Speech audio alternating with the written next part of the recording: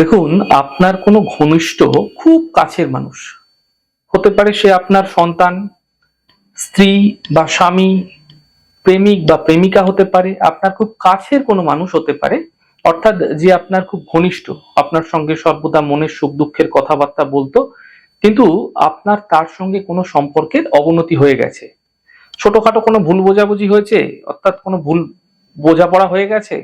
যার ফলে তার সঙ্গে সম্পর্ক অবনতি হয়ে গেছে, সম্পর্ক এখন ভালো নেই, আপনারা একে অপরের সঙ্গে কথা বলেন না,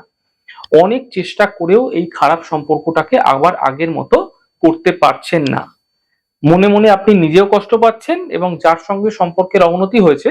সেও কষ্ট পাচ্ছে, সেটাও আপনি জানেন। এরকম ক্ষেত্রে আপনারা কি করবেন? এরকম যদি পরিস্থিতি হয়ে যায়, এরকম পরিস্থিতিতে আপনাদের কি করণীয়? দেখুন, আগামী 2রা মার্চ সকালবেলা আপনারা কি করবেন, একটি তামার পাত্র হতে পারে, কাঁসার পাত্র হতে পারে, পেতলের পাত্র হতে পারে, স্টিলের পাত্র হতে পারে, যে কোনো পাত্রে, হ্যাঁ, একটা কাঁচের পাত্রেতেও রাখতে পারেন, কক্কল ফল, কক্কল ফল,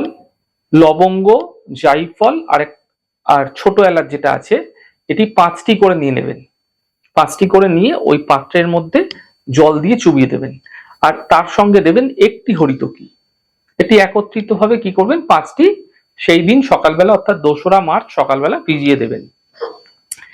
সেই দিন কি রাত্রিকালে 10টা 17 থেকে 11টা 47, 1.5 ঘন্টা সময়কাল, এর মধ্যে এগুলিকে আপনারা কি করুন, ছেঁকে নেবেন। তারপরে যে জলটি বেঁচে থাকবে, সেই জলটি ওই সময়কালের মধ্যে আপনার সঙ্গে যার সম্পর্ক খারাপ হয়ে গেছে, অথবা যে আপনার ঘনিষ্ঠ ছিল, তার সঙ্গে সম্পর্কের উন্নতি চাইছেন, সে যেই বিছানায় শয়ন করবে বা যেই বিছানায় শয়ন করে, সম্ভব হলে সেখানে, অথবা যদি এমনটি সম্ভব না হচ্ছে তার বাড়ির চৌকাঠে, যদি সেটাও সম্ভব না হয় তাহলে তার বাড়ির জমির ভিটেতে এই জলটি আপনারা ছড়িয়ে দিন। যদি আপনারা এই নির্দিষ্ট দিনে নির্দিষ্ট সময়ে প্রক্রিয়াটি সঠিকভাবে করছেন, এতে আপনার খুব কাছের মানুষের সঙ্গে যে ভুল বোঝাবুঝি, যে দূরত্ব তৈরি হয়েছে,